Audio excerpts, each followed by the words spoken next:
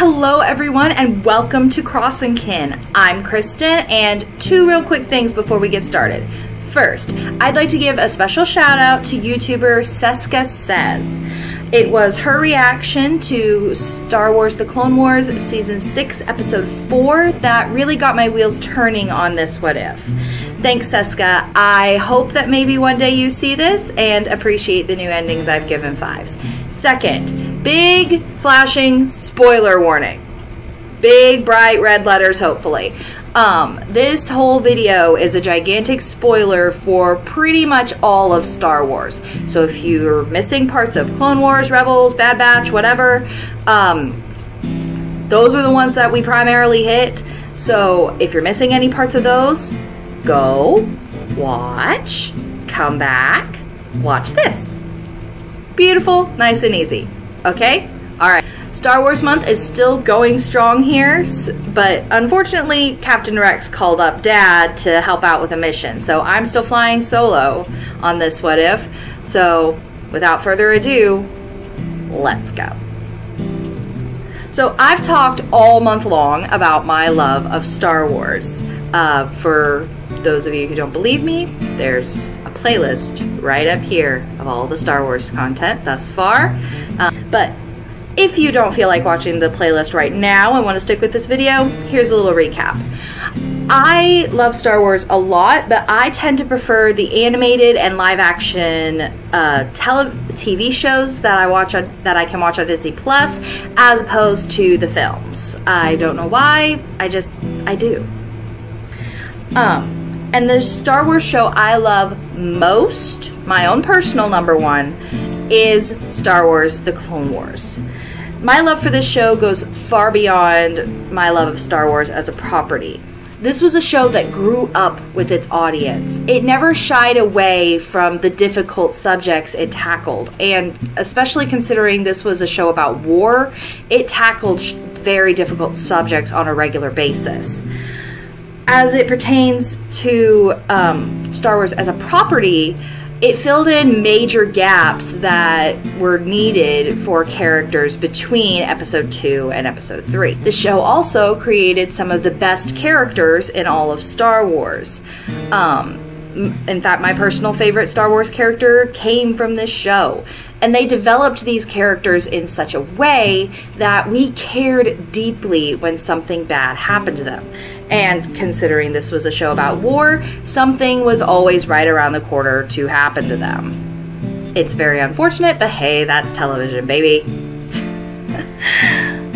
In the 6th season of Clone Wars, a character that we'd known since and loved since season 1 was killed.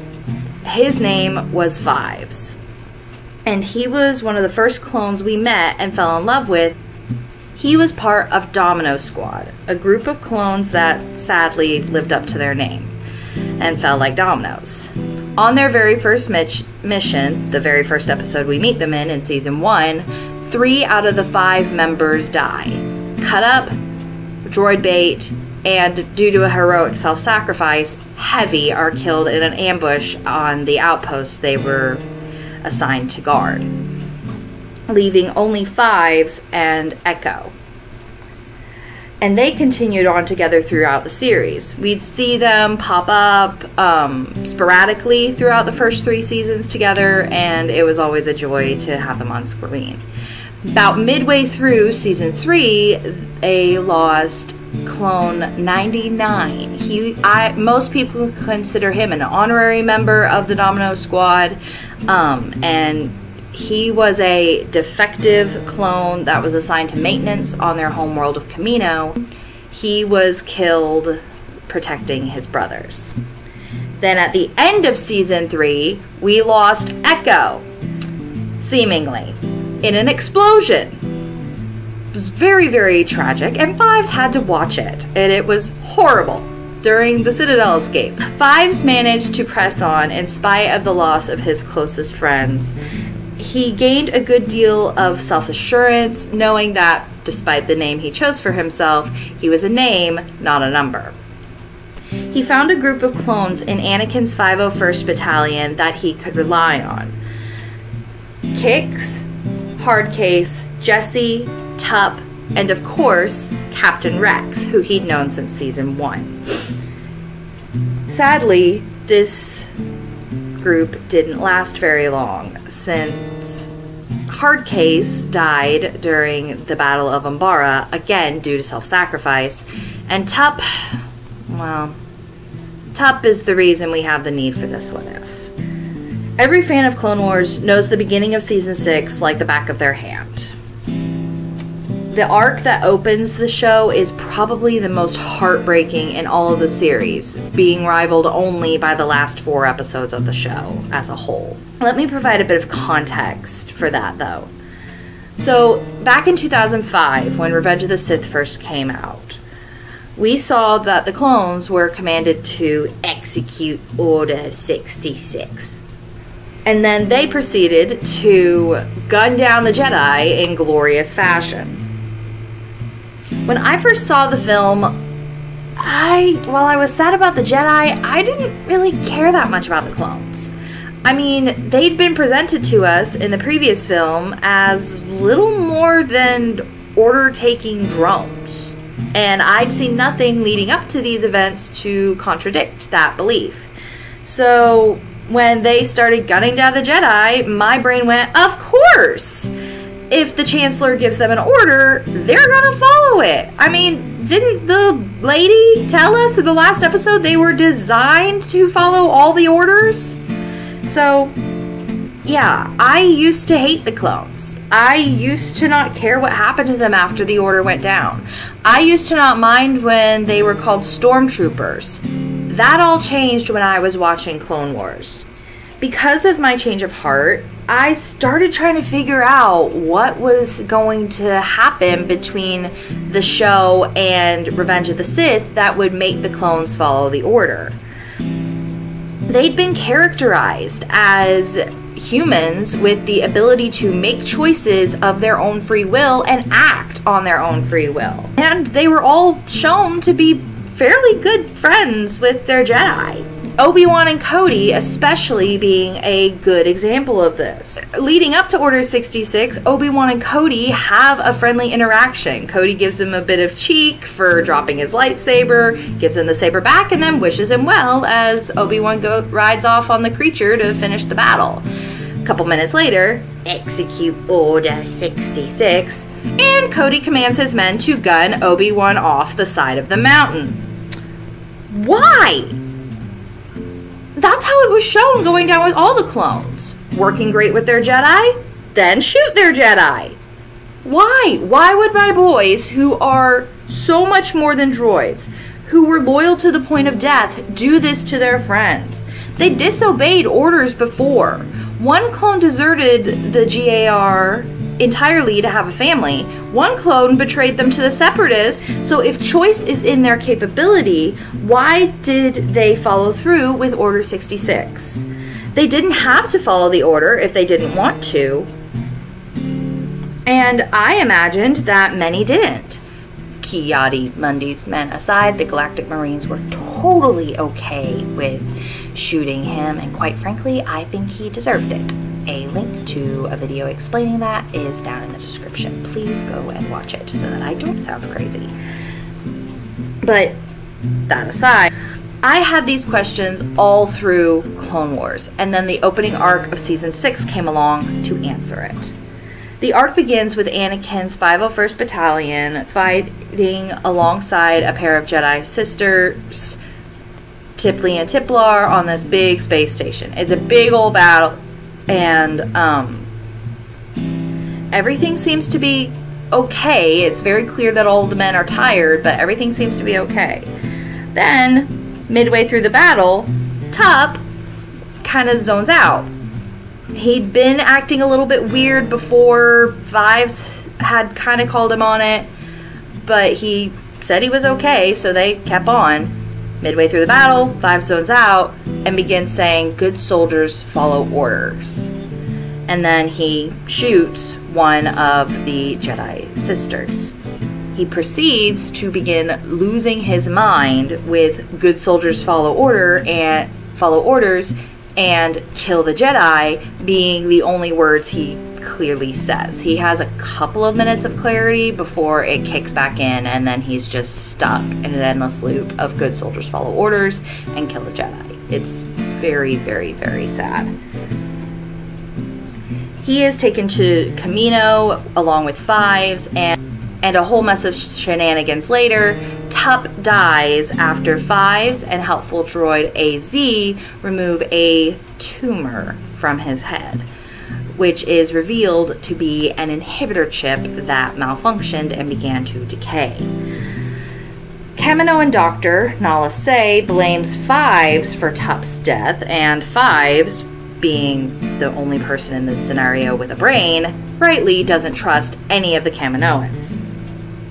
Fives and AZ3 then proceed to investigate the whole thing and soon discover that every clone is implanted with one of these inhibitor chips. Fives gets his chip taken out and starts to investigate further. The discovery of the chip seems to make everyone nervous, and Fives is brought before the Chancellor.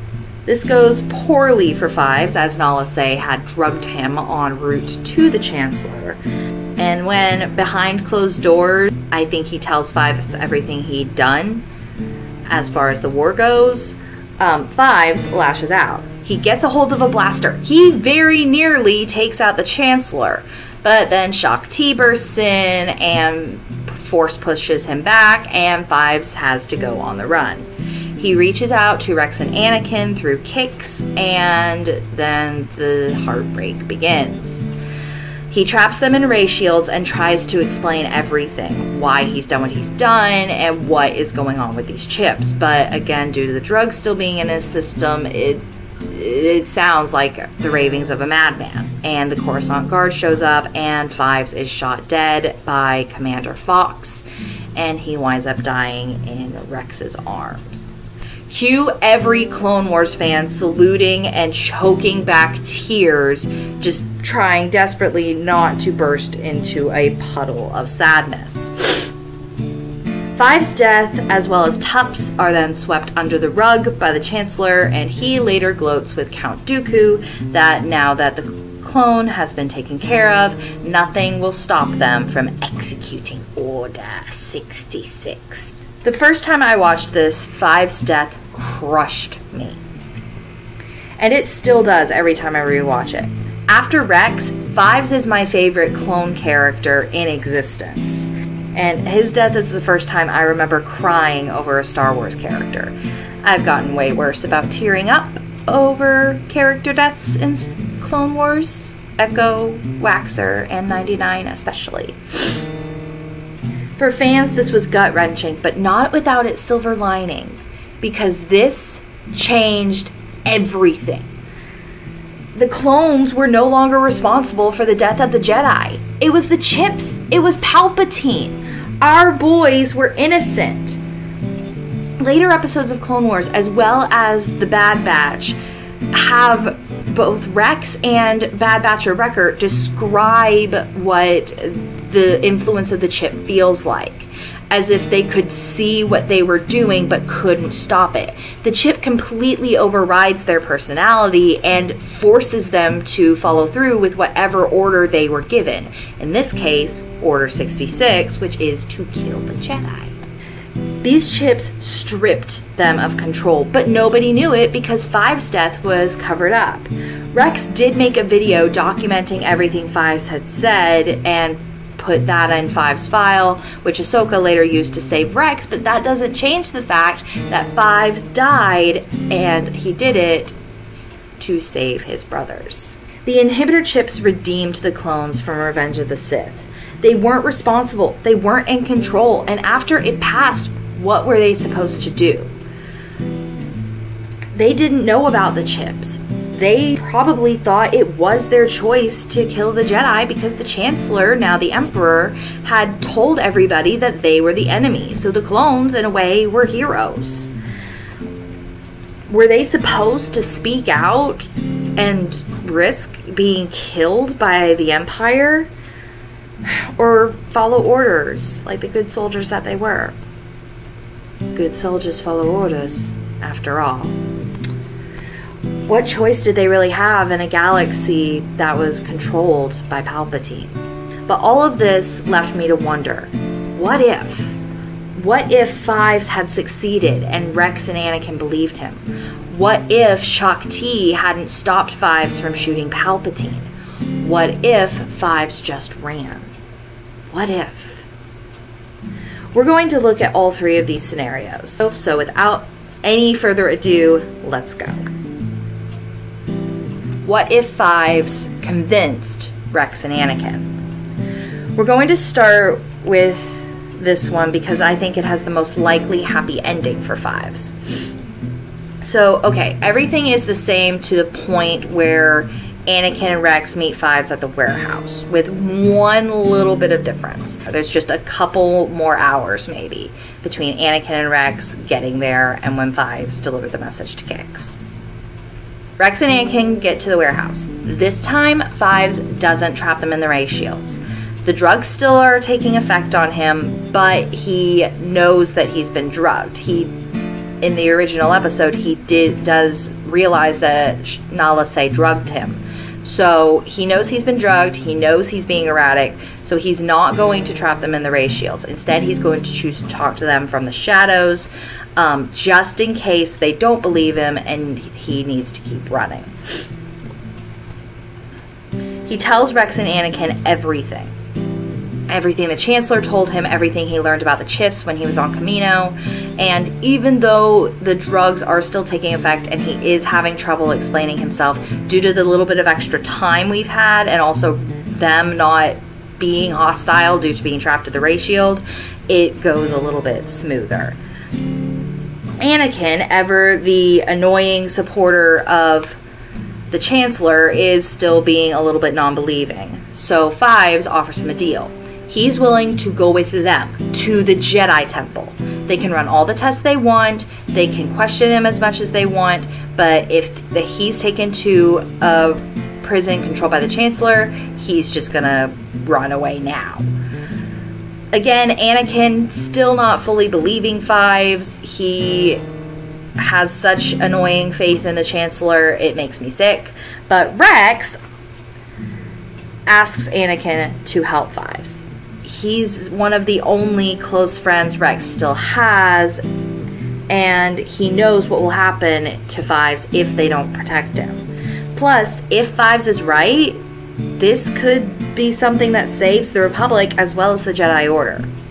For all of his faults, Anakin does care about his men, so he's willing to take Fives in, and they agree to Fives' terms.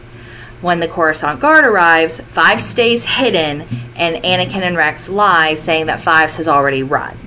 Once the guard leaves to go chase after Fives, Fives comes out of hiding, and Anakin and Rex take him to the temple.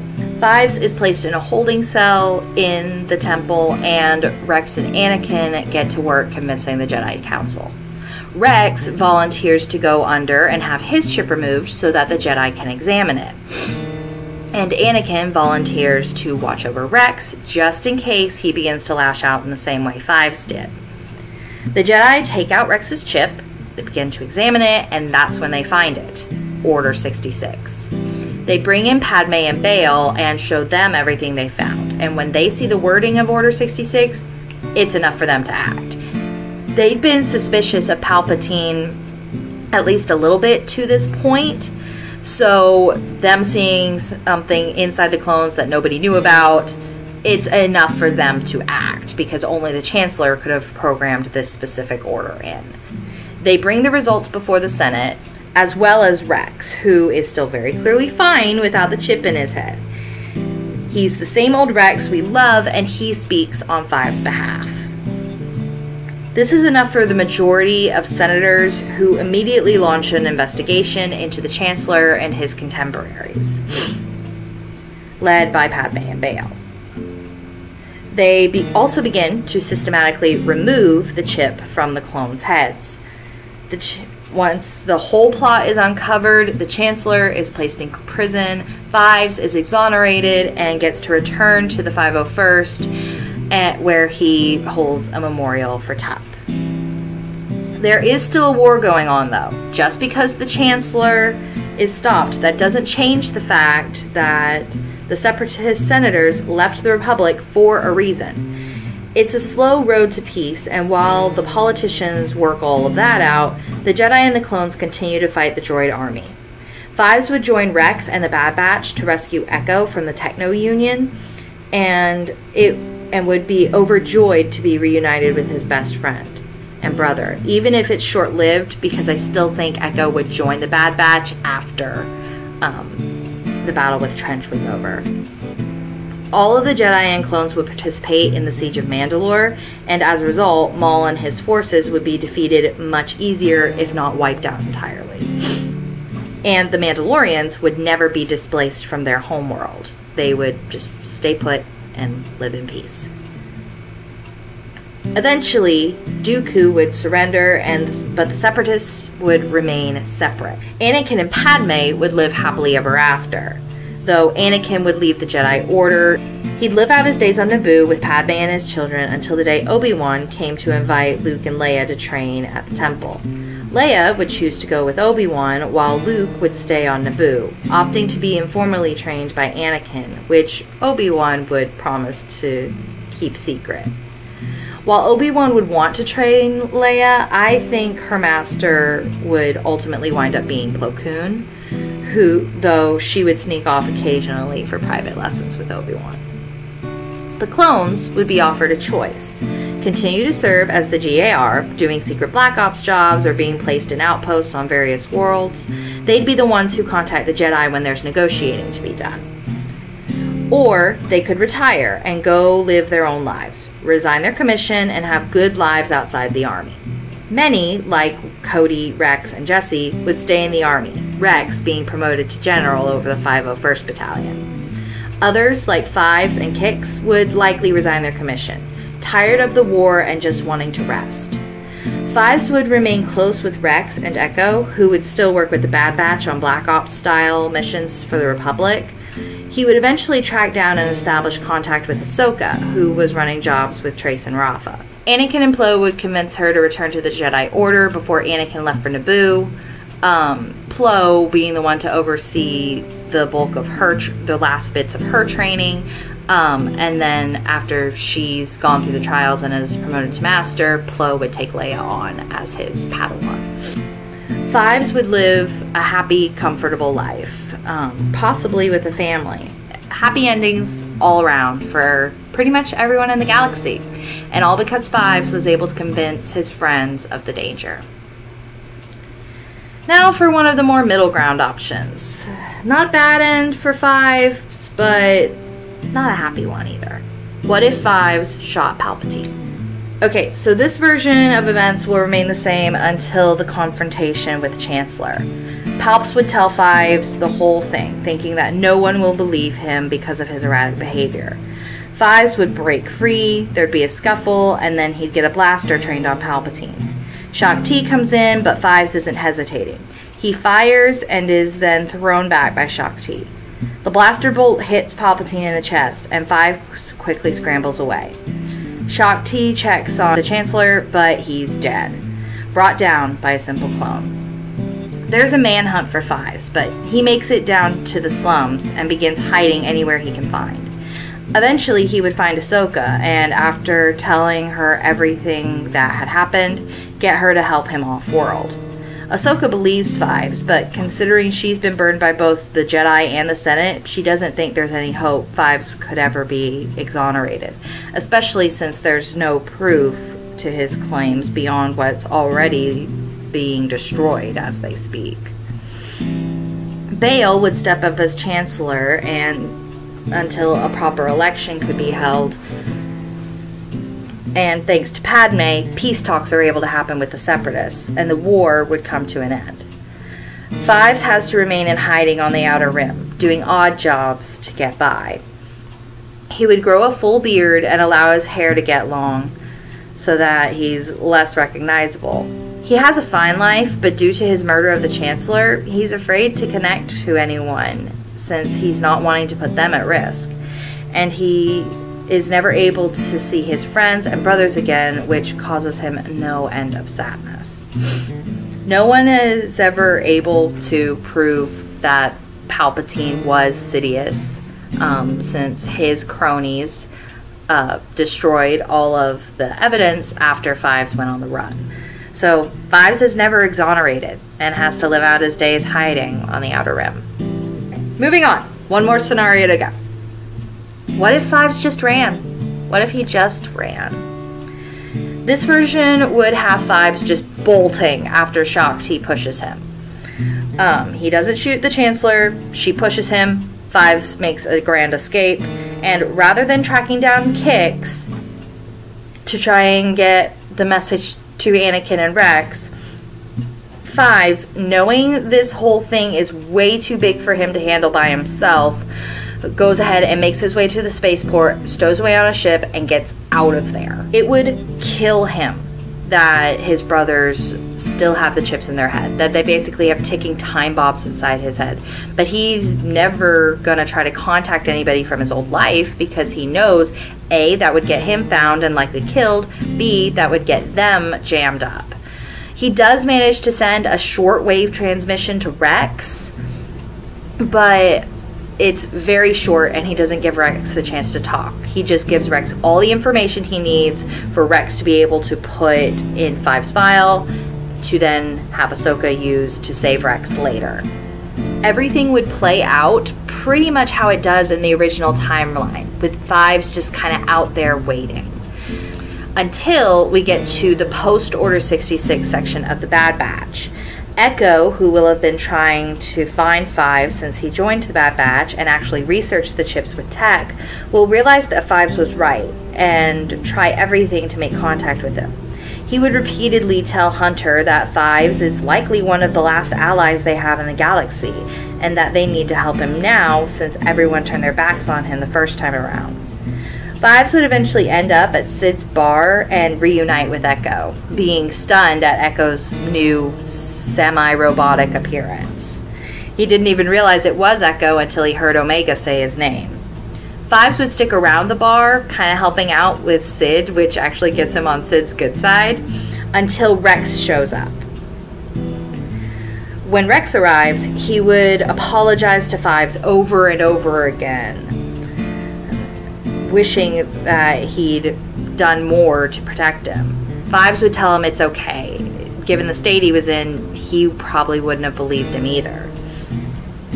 Fives decides to join Rex and would stay with him to the point we see Rex in Rebels. Fives would be with Rex, Wolf, and Gregor and then he would join the rebellion with Rex. I would have him join the crew of another ship as probably a strategist, since Fives was always really good at making plans, but I would have him keep in regular contact with Rex and the crew of the Ghost. And while he might die in the season 3 finale during the attack on the Rebel base, I would rather him survive all the way through the Battle of Endor and have him reunite with Rex at the very end. Just join the big old party on Endor and have them pretty much talking about what they're gonna do after, now that the war is done. So, in conclusion, I loved Fives, and I was crushed by his death. He had already survived so much, including the loss of his closest friends and a firing squad during the Battle of Umbara. And to be gunned down by one of his brothers, even though Commander Fox is one of the clones that pretty much everyone in the fandom is okay hating, it hurts even more, especially with him dying in Rex's arms. If you can't tell, I wanted him to live and reunite with Echo. Those two were always one of my favorite friendships on the show, so the fact that they never got to reunite and that Echo doesn't ever really talk about him in the Bad Batch, it hurts. It hurts so bad. The clones cause pain. Most of all, I kind of just wanted Fives to live and get a normal life. That's what he always seemed to want. Win the war, get a life. Nice and simple. But Palpatine had more sinister plans.